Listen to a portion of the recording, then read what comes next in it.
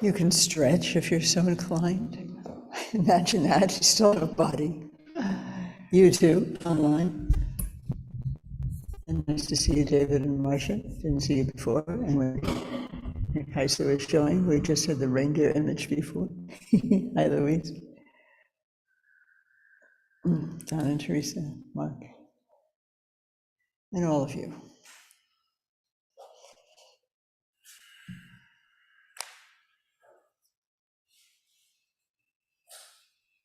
Okay.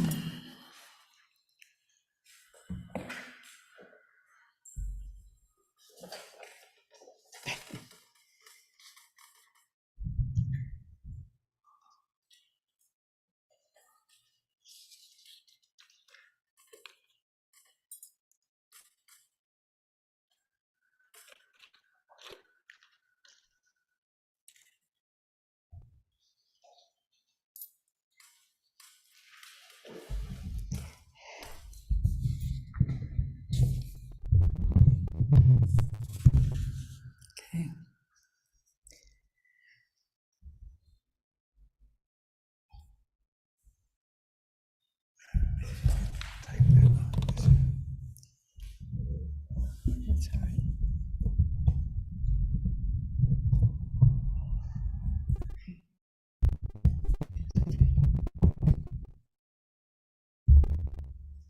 Who likes me? Okay, to use it. All right then. Thanks for the thought. Greetings again. Greetings to all of you. It's good to be here, virtually and actually together. And this is the time of our morning when we practice meditation. And of course, Harvey Lama Namgyal has given us already an identification of some of the causes and conditions that help support us in meditation. We're always looking for supportive causes and conditions, are we not, in life? You know, friends, houses, good weather. So this is also a situation like that.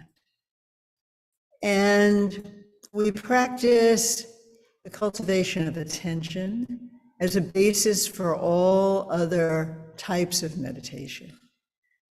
Practice, Buddhist practice, any meditation practice is not just about attention, but it starts with attention. We will, in fact, be turning our attention to the awakened heart, love, in our upcoming Tuesday series, first and third Tuesdays. And we say that attention is the start of love. How can you offer love or receive someone else's love if you're not paying attention? Did you ever offer someone, I don't know, a kind remark, maybe even a material gift, or some really thoughtful expression of delight in them, and they just kind of wave it off and they can't hear it? Or maybe you yourself, like I myself, have done something like that. Oh, they were really telling me something, some kind of appreciation, and I just couldn't hear it. It's not just a matter of attention. There are, psychological issues that make us resistant in those contexts, but it does have to do with attention. Attention is the start of love. And as we just heard, as we are paying attention, it is a kind of caring. It is a kind of caring for your breath, for your body, for your being, for your life, and an ability to offer that kind of attention to yourself. It's not for selfish purposes. It is a template, really, a sense experience of being able to offer attention, and then you can offer it to someone else. And that's really important in life. Otherwise, we're just, marbles rolling along, banging into each other once in a while. We yearn for and need connection. So we acknowledge that. And in fact, in our traditional context of practice, every practice, we could say everything that we do, is in principle oriented toward benefit for others. That's the driving animation, really, of why we practice. And we have to heal ourselves to be able to offer our maximum goodness to others. So we keep that in mind. We ignore neither ourselves nor others in our practice, because the way we treat one is very much going to impact how we treat the other.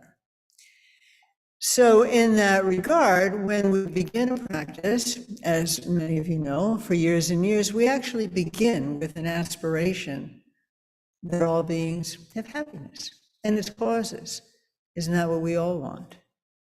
Be free from pain and its causes, and have some equanimity, regardless of what is going on. Enjoy at whatever arises that we can respond positively to.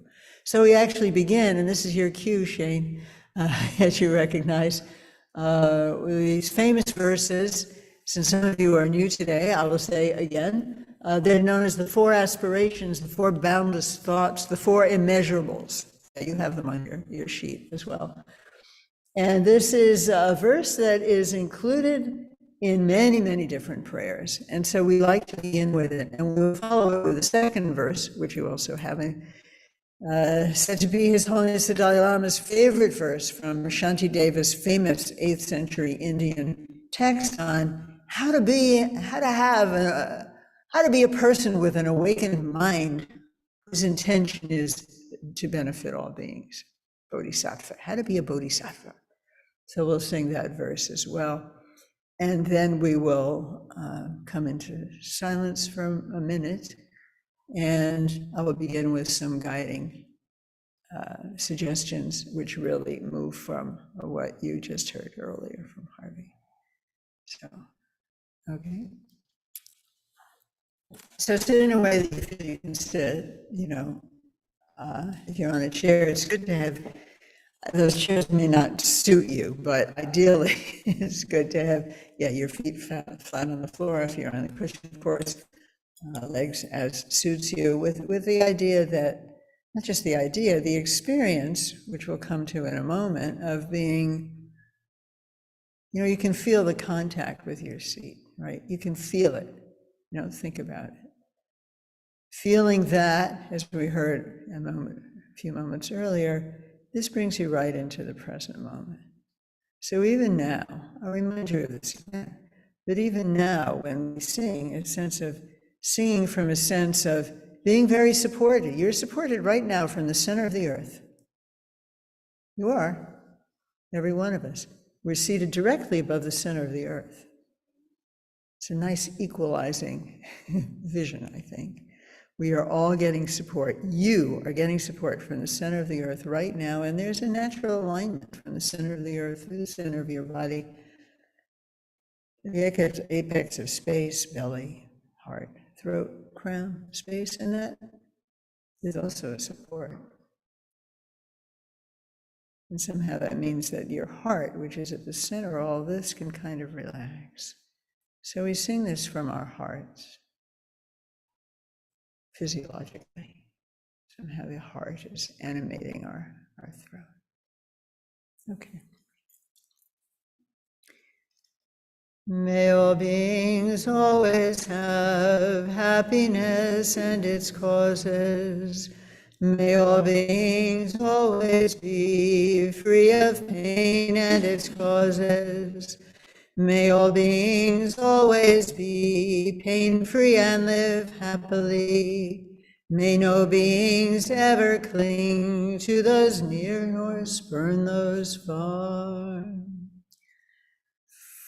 For as long as space abides, as long as the world remains, just so long may I be there, resolving all beings' pain.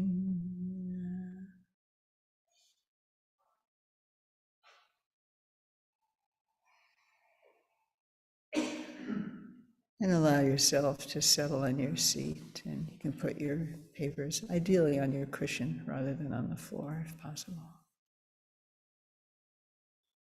The human body and mind will naturally settle if we let it.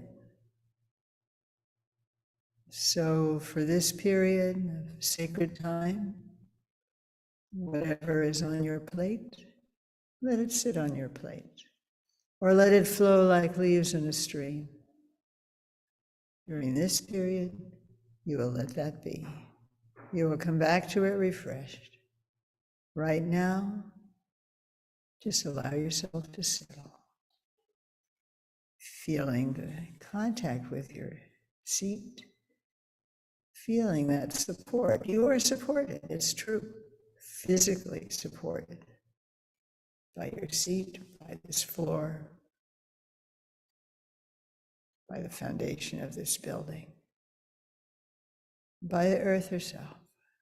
It's a lot of support. And ideally, recognition of this physical support translates into a sense of psychological, emotional support. There's support for you here and now, whatever you need support for. And from that support, your upper body just naturally rises easily, not stiffly, from the cradle of your hip area. And shoulders, let them relax.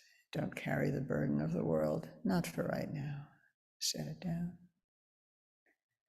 Your chin is tucked in just a little bit, and that gives you a long neck and sort of pulls along the length of your spine so you can feel the echo of a central corridor through your body. And that is a subtle but very powerful support. And when you sit this way, it's easier for the energy and the breath to move fluidly and flowingly. And that's good for us. It's good for our mind also.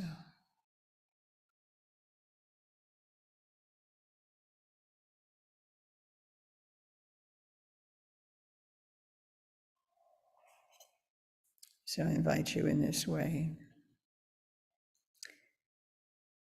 to let your attention and your tactile sensing feel your breath. There are many ways of observing the breath. I'm going to suggest that you just sense now the feeling. You can feel it if we're quiet enough. Feel the miraculous, wondrous inflow of your own breath, keeping you alive, gifting you with energy. You feel it. And it flows down. You can feel it. You're not making this up. And then if you're relaxed enough, the energy of your breath will also go down to your belly, and your belly will appreciatively puff up a bit. The depth of your belly is a very deep, it's the most grounding place in your body. You can just notice that deep belly as a kind of anchor for you in your own body, especially those of us who get caught up in our heads. Go to the belly, it will help you.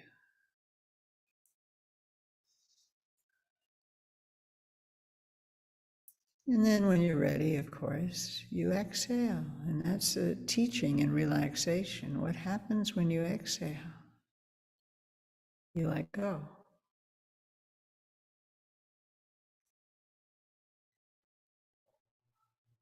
And that letting go readies you for your next miraculous breath. So do this for a few minutes. When distraction comes, you just go back to your breath, that's all.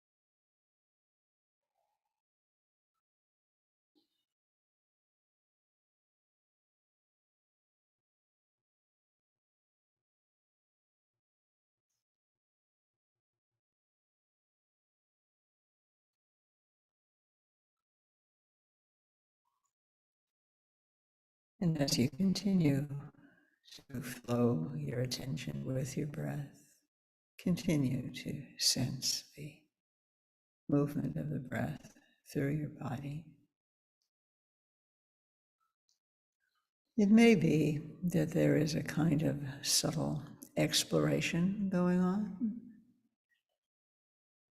between being too tight or too loose.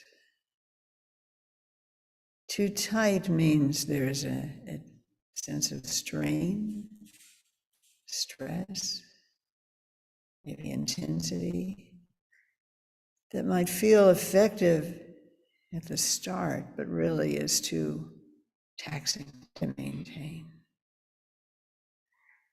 And it will tend to lead to more agitation, more thought, and more distraction.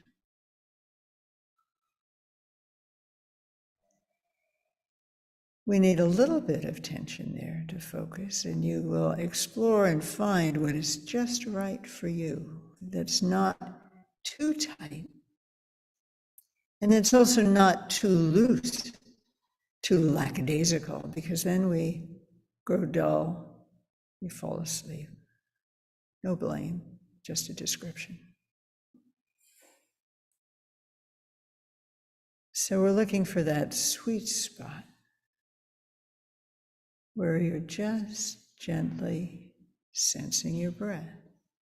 That's all you're doing. You're not fighting with yourself to sense it more, and you're also not getting lost in unclarity.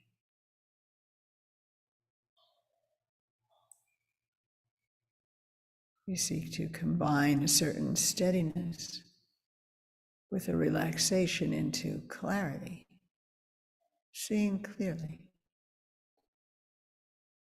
So if that's helpful, consider it as we continue for a few minutes.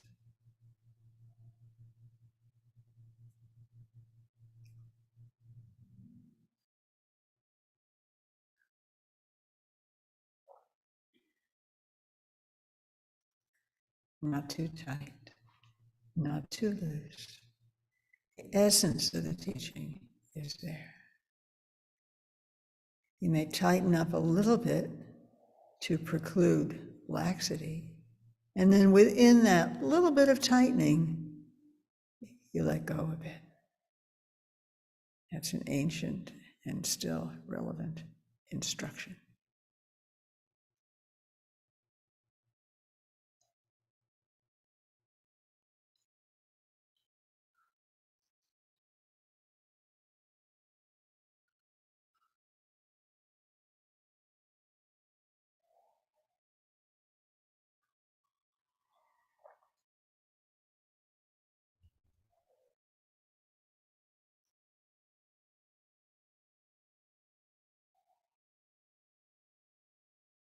Are you too tight, too loose, just right? How does just right feel to you?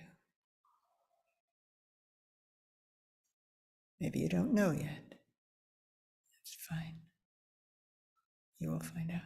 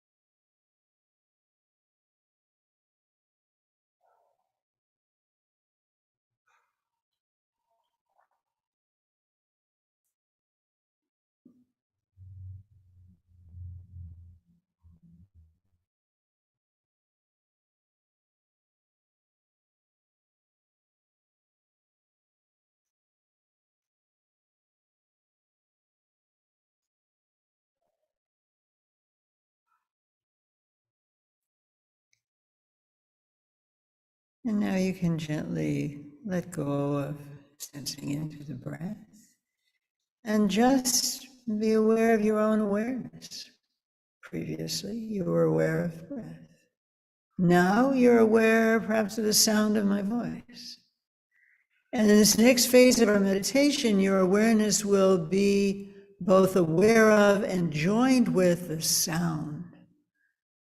This is another way of cultivating attention. The sacred syllable, hung, considered to be the heart mind of all of the awakened ones, transmitted to us for our use here by our teacher in Tibet, when I met him in Tibet some years ago. So this hung, the way we do that, of course, we're still going to breathe, and on your out breath, you sound, and sound loud, don't be shy. Hung, hung, at whatever pitch and whatever pace is right for you. And it's an offering to everybody in the room, the sound.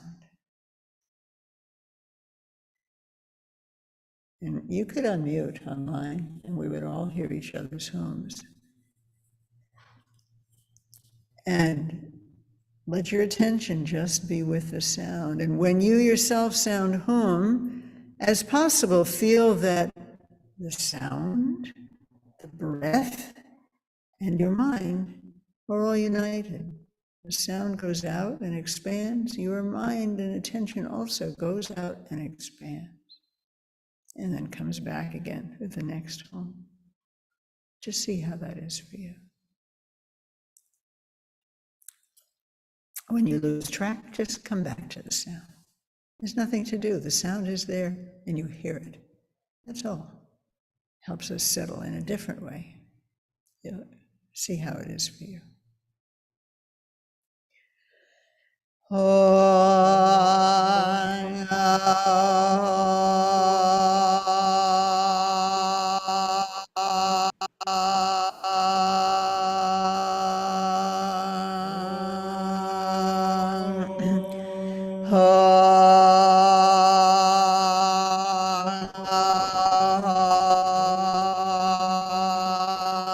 Everybody at your own pace. I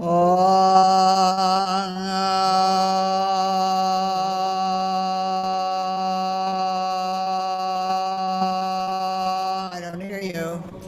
Okay.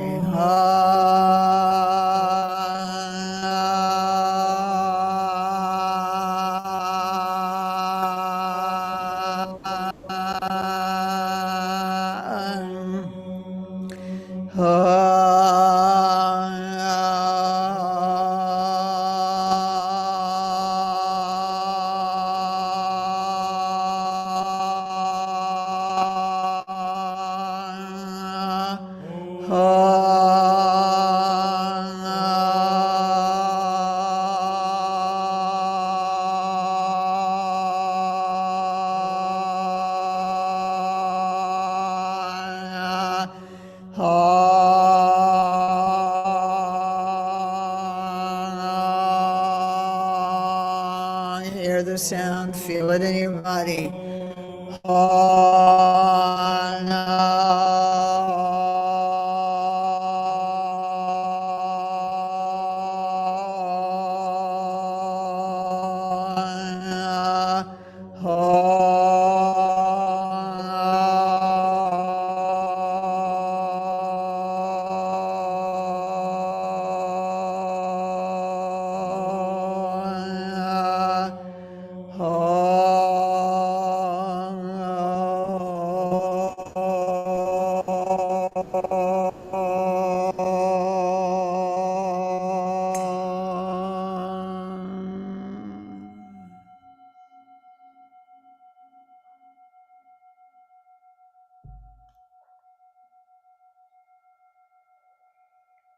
Back to your breath.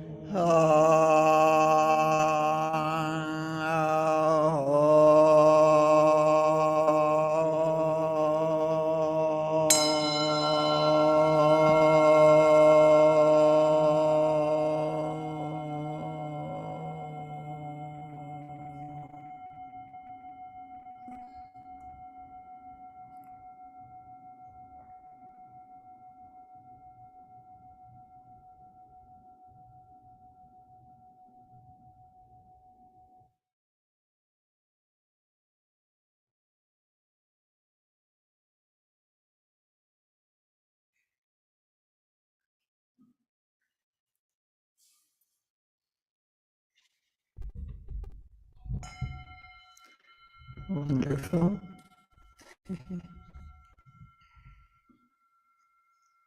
You notice, especially if you're doing this relatively newly, and a difference when you move from the silent observing of your breath to the sounding. How is that for you? Just curious there. Everybody experiences it differently. Yeah, Linda. Do you mind coming up and getting the microphone? Thank you. Well, I'm new to this again, you know. The second round of ohms, I couldn't find my voice. Ah, It dropped very low and I couldn't make it very loud. uh-huh. When I tried to raise it up a little bit with more breath, I sounded like I was really pitchy. Like the sound I was making was kind of strange. Ah, It just wasn't a pretty note. Like when you do it, it just sounds, it just sounds so beautiful and relaxing. how did it feel? Shallow. Mhm. It was shallow. Uh-huh. But I've had a lot of sinus problems this week. I don't know Ah, if that has anything okay. to do with it. That would figure in. But I just thought I'd tell you, the second round of ohms were very different than the first for me. What happened in the first one? Oh, I felt perfectly fine Ah. saying ohms and doing it as loud as I could. It felt good. The second time, it was just different. Yeah, it can be different. Yeah. You're different. We're was changing different. beings. Yeah, that makes sense. One last thing. How did it feel when it felt good? Or was that right? Oh, like really, the breath, the sound, my mind really did feel very connected. Yes, when I was able to do it the second time, it's like I couldn't make that connection. Yeah. Uh-huh. So, It's great to notice that. Thank you, Linda. It's great to notice that difference. And just like you say, I think aspirationally, it is possible and very pleasant to feel integrated into a state of more wholeness. You know, often our body, speech, and mind are, you're saying one thing, thinking another, and thinking, on the computer, and that's frazzling. So that defrazzled sense, even for a few moments of, what that is like. It's possible for you. It's nice. Thank you. Thank you for letting us know. Anybody else? It's home, by the way. It might sound like om, but it's home. Home. Oma home. It's, like I said, it's considered to be an expression so that when you're sounding it, in principle, we're like tuning forks. That metaphor is often used. And we're tuning into what an awakened mind, I don't know, sounds like, feels like, right? Just kind of, how can you express what it is? It's just kind of there, resonant. So yeah, it's home. Yeah. Anyone else? Is this something in the chat? We can't read it from here.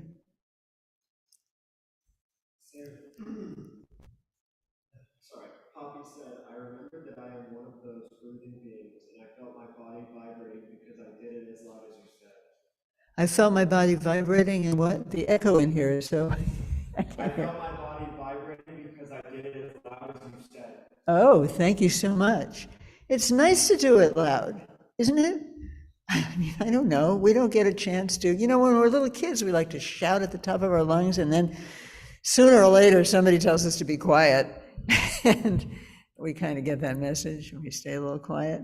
So I'm glad you sung it out. Yeah, there is a vibration. So, it's a very simple thing to do, to sound, but in a way, there's a lot going on. Maybe a little bit like the kidneys, the pH here and there. There's sound. You're hearing your own sound. If people are unmuted, or if we're in the room, we're hearing each other's sound, which is very sweet. It's a connection.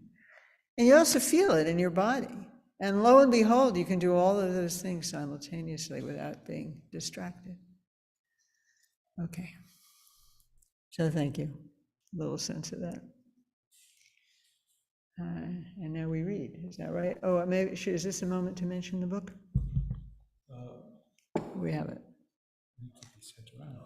So just as we begin by our aspiration that everyone be happy and so on, we will close by dedicating our practice together, which we consider wholesome, virtuous, good, the goodness of that to anyone whose name you would like to write. And this is not an attendance sheet, although you can put your name down. Anyone, in your world who you would like to send dedication to, and we'll read their names.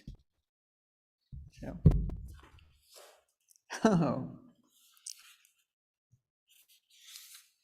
not shaking me.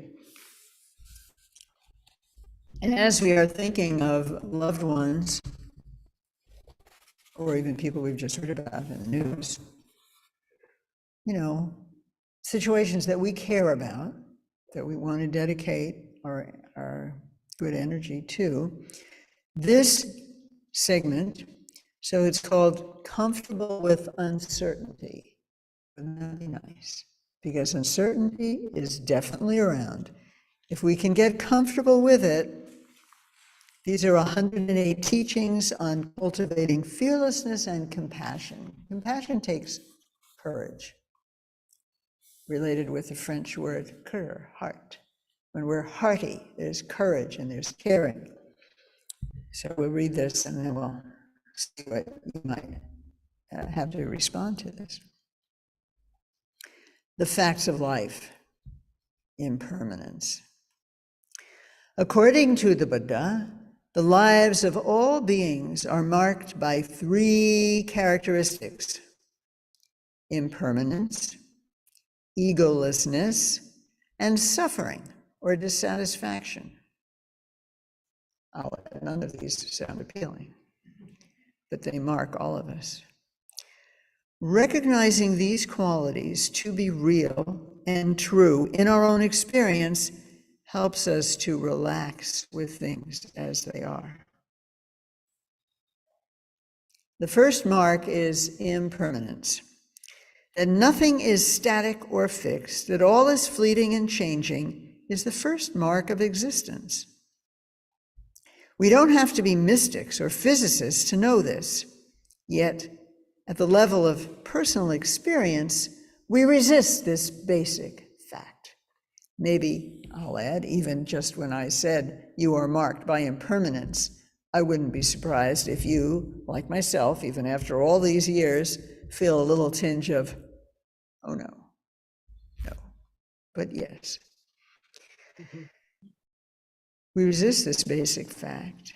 It means that life isn't always going to go our way. It means there's loss as well as gain, and we don't like that. We know that all is impermanent. We know that everything wears out. Although we can buy this truth intellectually, emotionally, we have a deep-rooted aversion for it. We want permanence. We expect permanence. Our natural tendency is to seek security. We believe we can find it. We experience permanence at the everyday level as frustration. We use our daily activity as a shield against the fundamental ambiguity of our situation, expending tremendous energy trying to ward off impermanence and death. We don't like it that our bodies change shape. We don't like it that we age. We are afraid of wrinkles and sagging skin. We use health products as if we actually believe that our skin, our hair, our eyes and teeth might somehow, miraculously, escape the truth of impermanence. Guilty as charged. The Buddhist teachings aspire to set us free from this limited way of relating to impermanence. They encourage us to relax gradually and wholeheartedly into the ordinary and obvious truth of change. Acknowledging this truth doesn't mean we're looking at the dark side. What it means is that we begin to understand that we're not the only one who can't keep it all together. We no longer believe that there are people who have managed to avoid uncertainty.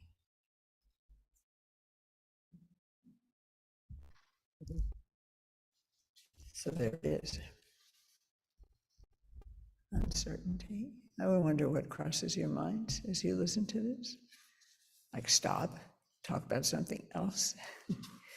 Socrates, I think it was Socrates who, if I remember correctly, said something like, when he hears about death and impermanence, his mind just kind of goes elsewhere. Sounds honest, but we are seeking to, live in truth. And in a sense, when we watch our breath, we're in the truth. Breath is clearly not permanent. And that's what's miraculous about it. Thank God, thank Buddha, thank nature that your breath moves in, goes where it needs to go, does what it needs to do, and you can exhale. And as Nagarjuna, the great Indian Madhyamaka, said, it's a miracle, back to the miraculous and the wondrous, it's a miracle that we don't die between an exhale and an inhale. And the more we learn about the human body, the more miraculous it truly is. So how do we digest this? And what do we do in the face of it? I'm asking you, you're waiting for me to tell you. We could talk. How do you digest it? I remember first hearing this teaching, 9 Meditations on Death, which we have also taught here, very famous, I guess in my 20s. Who is impermanent in their 20s, right? Feel like if things have gone well up until then, which is certainly not always the case, it's hard to believe, honestly. It's hard to believe you get older. Stupid as it is, even now, it's hard to believe that I'm going to still get older, but that's crazy, right? It's insane. Nonetheless, resistance and denial are very powerful.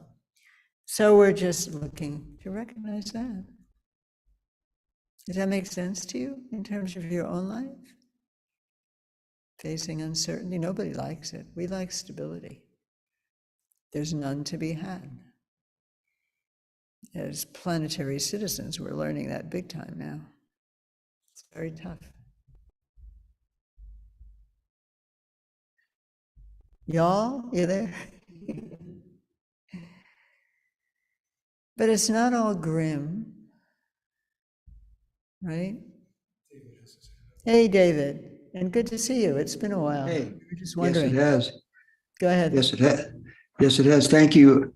I seem to have this kind of tug of war between the recognition of impermanence and uncertainty and knowing it's going to affect me, affect my body. I'm getting older, so on and so forth. And then fighting it.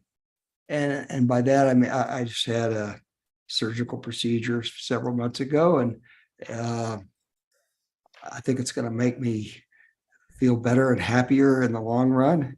But it's kind of a fight against that impermanence. It's not natural, really. I mean, the medical world is amazing. So I just find that dichotomy just really kind of interesting. I'm trying to fight gravity in a way to live another day.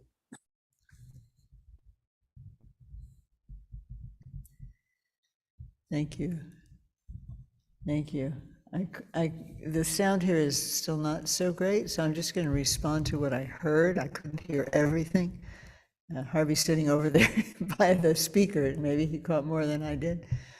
I did hear you saying, you correct me if I'm wrong, David, that there's a bit of a fight there. That on the one hand, there's maybe it's not the best news in the world that you really want to ponder, this inevitability of aging and a loss of a loved one, which kind of puts a nail on that, into that perception. And is it gonna, I think I didn't hear your whole phrase there, but I think I heard you wonder if it was gonna make you feel better to reflect on impermanence and to be, maybe more at peace with it since it's there. And that you were curious about that. I think the last thing you said was it's kind of interesting.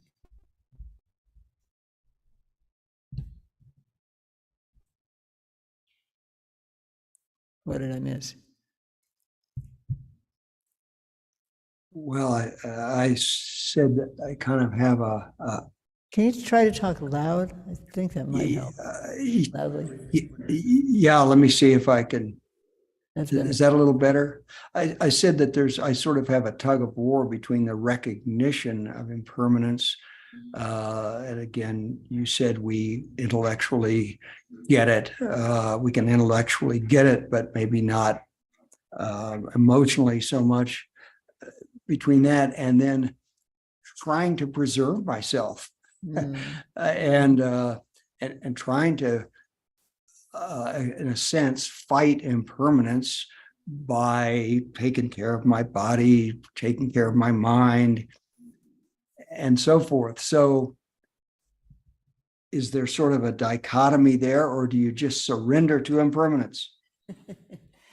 Those are great questions. Yeah, the tug of war. I totally get it. We started with, if we open the lens a little bit, we started with an aspiration that all beings be happy, and a poem suggesting that up to my capacity, I want to do what I can, to serve the world, to benefit one person as I am able, to do some kind of good. So that's a good reason to take care of yourself. Taking care of ourselves is not necessarily motivated by a foolish wish to conquer impermanence. It might be, but it might also be animated by, parents want to live to see their children grow up. That's love. And the children need that. They benefit from that. So there's a lot of good reason to take care of yourself that isn't just out of some kind of vain attempt to squash impermanence. And in a way, the more we are aware of impermanence, perhaps the more precious we understand every moment, every day of our lives to be. And that animates us to see it afresh to not be, oh, same, oh, another day of 100 degrees in Houston. Well, yeah, it's another day in your life, where you could do something meaningful. So maybe there's a way to tease those things apart, not as, I still get that there could be a tug of war around impermanence. Do I want to deny it? Do I want to pay attention to it? I can play it both ways. But there are reasons to take care of yourself that I think are really important, and you just dissolved from the screen. Yeah, go ahead, Louise. And then we'll see if anybody in the room wants to. Yeah. And it really helped when David, I think, leaned into his computer and spoke maybe more loudly than you would ordinarily. So, unfortunately, there's a machine that's making a lot of noise, so I'll really try to speak loud. no, that's good. Speaking loud is okay. good. That helps. Yeah. Well, I recently someone died unexpectedly, and another person I'm very fond of and close to is clearly getting old, and her brilliant mind is not what it once was. And I think beginning to just accept the natural cycle of things, that we are in bodies that get old, and there are going to be these changes, and then we're going to leave. It's really helpful to just begin to see that cycle as a very normal thing, and to really accept it. And that's really all I have to say about it. But I think this kind of discussion of impermanence is very helpful. It's just facing what's real, That's where we are. We're in this world. Yeah. Thank you.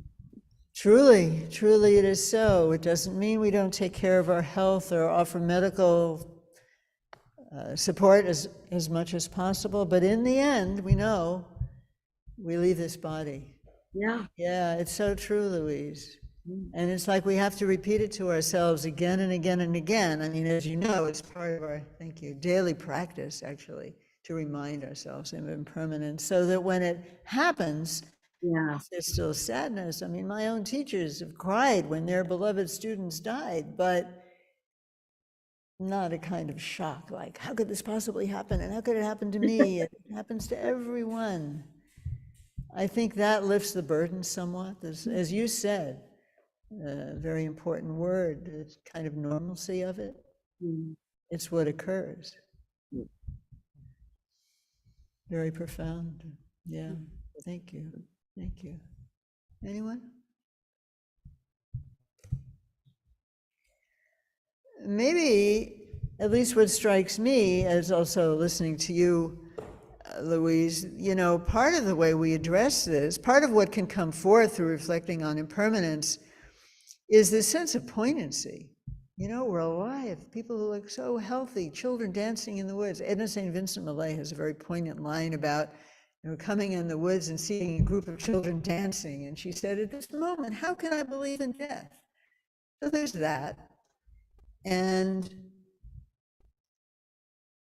I would guess that she's looking at the children with love, with affection. And I would say that one of the responses to impermanence and the poignant situation in which we all find ourselves is love.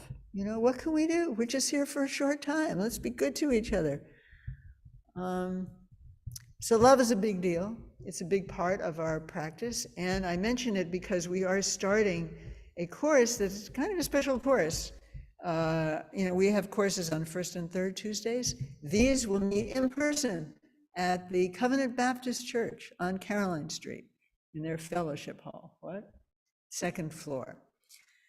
We're calling it the Awakened Heart. What's love got to do with it?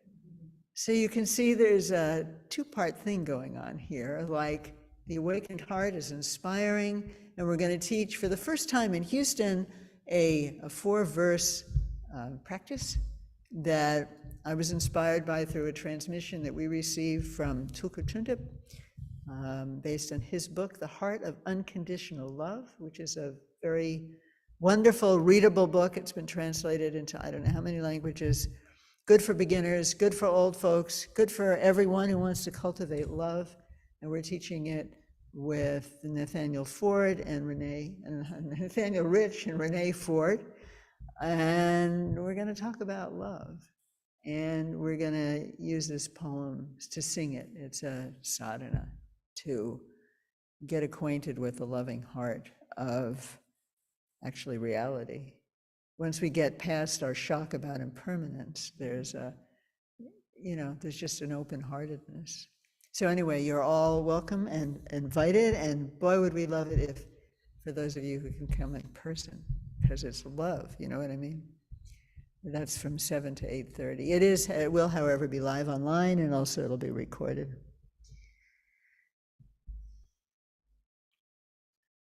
And also, the book, starting September 17th, we will meet for the next 7 Sundays, actually, at 10:30. And we will have, it's an introduction to the brilliant basics of Buddhist tradition. 6 Sundays, okay. We'd like to pass this around? Oh, it's been passed, okay. So are we ready? Is there any other announcement? Something? All right, we're gonna have some, do we have refreshments today? Can we have refreshments? We're asked to eat them just down the hall, so we will, and we hope to get a chance to just say hello to those of you who are here, and we're very happy that you came. So we can have our dedication and blessing. So as I said, it's our custom always at home or here to close the session with a sharing of the merit. And we have some words on screen. I think it's also on your sheet of paper. We ask you also not to, and I know you didn't know, so no blame, but if you would not put the sheets of paper on the floor, but keep them, sometimes we use those pillows as little desks. Yeah, put them on the lap. Yeah, thank you so much. Appreciate it. So do we have it, Shane?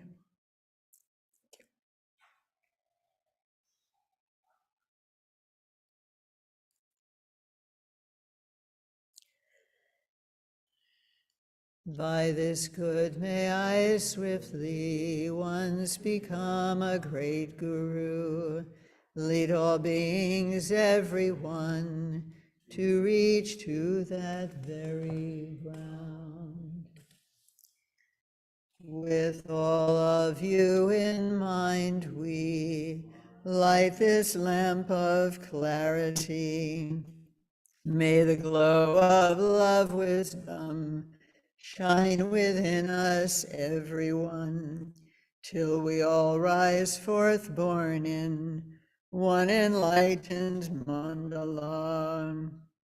And our heart wishes go out today to all living beings, wherever they may be, and specifically today to Johnny and Sarah McGregor, Doug McGregor and family, Tabby Eddington traveling, Deborah Ussery in the Bardo, Elizabeth Breuer, Stacy, Sharon NGI and family, Simone, Job and more, John Hyde, illness, Rosalie and family, Owen Kinney in the Bardo, Xander, all beings everywhere, Leanna, Ty, Ryan, Emma Patrick, safe travels, Randy, Lisa, Simone, Nam, Karen, Toby, Julia, Josh, Amy, Nick, Carol, Rick K. in the Bardo, Beverly and Jean Satoff, Galena, Selwa, Nick and family, Erie, Backpack Blessing.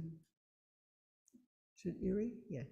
Ansi and family, our Sangha, our teachers, all suffering animals, all homeless people, all people in debt, all men and women in prison, Keith Milton, health, Jean Alexander, Bardo, Michael Donovan, health, Arthur Morrow, Bardo, His Excellency Garchin Rinpoche, Lee Herson Romley, business, Ham, Carey, Hamdani, health, Andy Alma Romley for wisdom, intellectual, justice, and good name.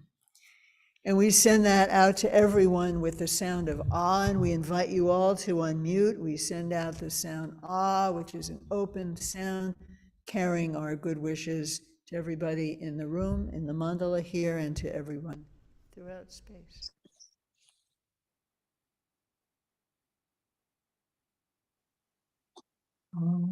Ah.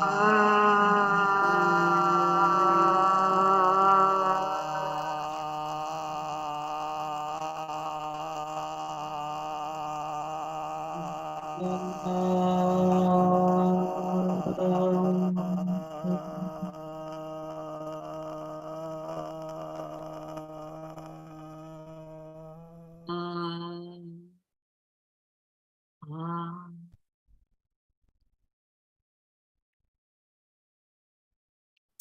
it be so. May all be well.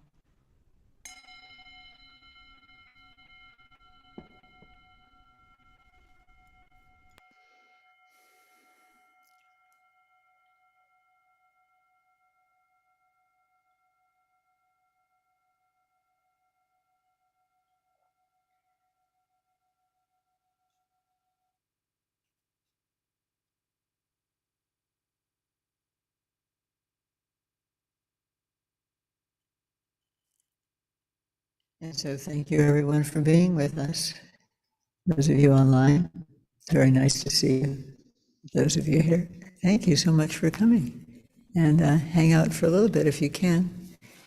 Maybe we could clear the space. We put all the things back in that room, and then we can enjoy a little snack and conversation. And thank you, Shane, and thank you, Jerry, so much for being here. Donations. What? Donations. If you like what we do, help us do it. There's a donation box in the back, and you can even just take a picture of the QR code. It's free, but the room isn't.